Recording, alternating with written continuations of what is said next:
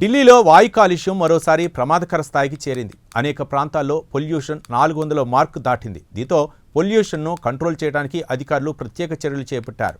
ఢిల్లీలోని అనేక ప్రాంతాల్లో వాటర్ స్ప్రింక్లర్లను కాలుష్య నియంత్రణ బోర్డు ఏర్పాటు చేసింది. ఢిల్లీ నగరాన్ని కొన్ని సంవత్సరాల నుంచి వాయు కాలుష్యం తీవ్రంగా ఇబ్బంది పెడుతోంది. పొరుగు రాష్ట్రాల్లో పంట వ్యర్థాలు దహనం చేయడం ఇందుకు ప్రధాన కారణం అంటారు అధికారులు.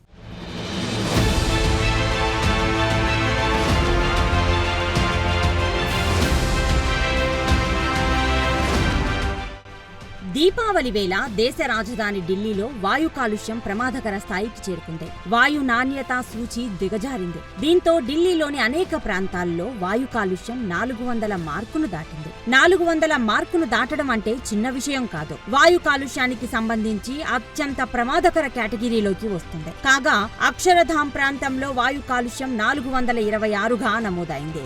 ఈ సీజన్లో ఇదే అత్యధిక కాలుష్య స్థాయి అని కాలుష్య నియంత్రణ బోర్డు వెల్లడించింది. అలాగే తరువాతి స్థానంలో ఆనంద్ విహార్ ప్రాంతం ఉంది. ఇక్కడ వాయు నాణ్యత 418గా నమోదైంది.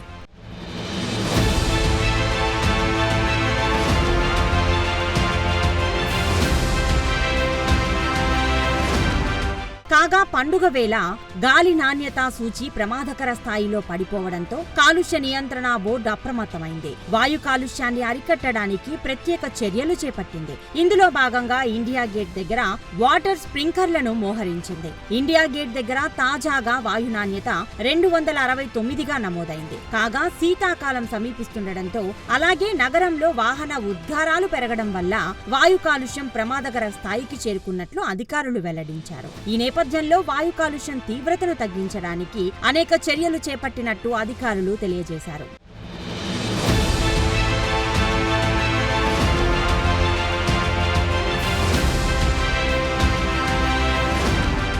ఇదిలా ఉంటే ఇదే సమయంలో పొరుగు రాష్ట్రాల్లో పంట వ్యర్థాలు కాలుస్తుంటారు. ఈ ప్రభావం దేశ రాజధాని నగరమైన ఢిల్లీపై తప్పకుండా పడే అవకాశం ఉందని ఎయిర్ క్వాలిటీను పర్యవేక్షించే అధికారులు ముందుగానే హెచ్చరించారు. అయితే సదరు వాయు కాలుష్యం మరింతగా పెరగకుండా అరికట్టడానికి ప్రత్యేక చర్యలు అవసరమని అధికారులు భావిస్తున్నారు. ఇందులో భాగంగా GRAP-1 నిబంధనలను వెంటనే అమలు చేయాలని ఎయిర్ క్వాలిటీ సంస్థ పేర్కొంది. అంతేకాదు గాలిలో నాణ్యతా సూచీని ఎప్పటికప్పుడు పర్యవేక్షించాలని కూడా ఈ సంస్థ పేర్కొంది.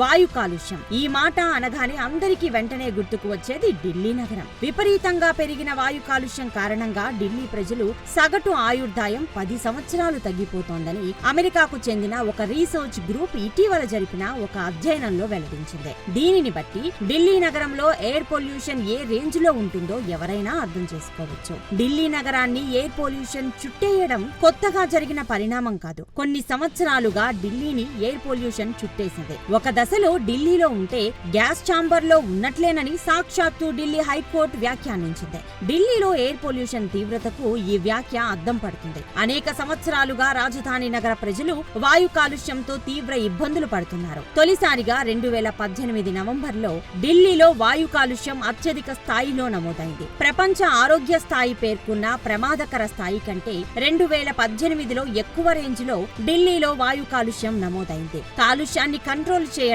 ఒక దశలో అక్కడి ప్రభుత్వం సరీ బేసీల సంఖ్య విధానాన్ని కూడా అమల్లోకి తీసుకువచ్చింది.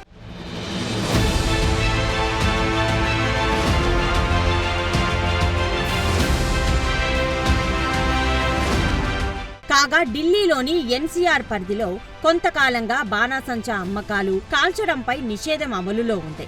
ఇదిలా ఉంటే దీపావళి పండుగ సందర్భంగా ఢిల్లీ ప్రజలకు సుప్రీంకోర్టు ఇటీవల గుడ్ న్యూస్ చెప్పింది. దీపావళి పండుగ కోసం పర్యావరణ హితమైన బాణాసంచా అమ్ముకోవడానికి అలాగే కాల్చుకోవడానికి సర్వోన్నత న్యాయస్థానం అనుమతి ఇచ్చింది. అయితే పండుగ కోసం ప్రజలకు తాత్కాలికంగా ఉపశమనం కోసం తాము అనుమతి ఇస్తున్నట్లు సుప్రీంకోర్టు పేర్కొంది. తమ అనుమతిని శాశ్వతంగా ఎవరూ భావించరాదని వెల్లడించింది.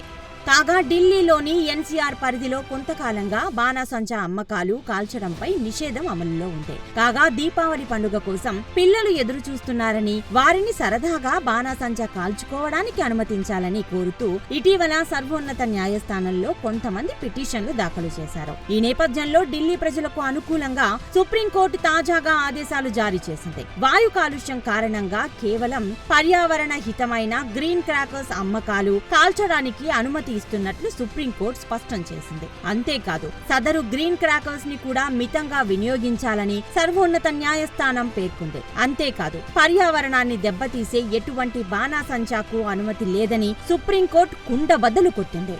కారణాలు ఏమైనా వాయు కాలుష్యంతో ఢిల్లీ ప్రజలు పడుతున్న ఇబ్బందులు అన్నీ ఇన్ని కావు.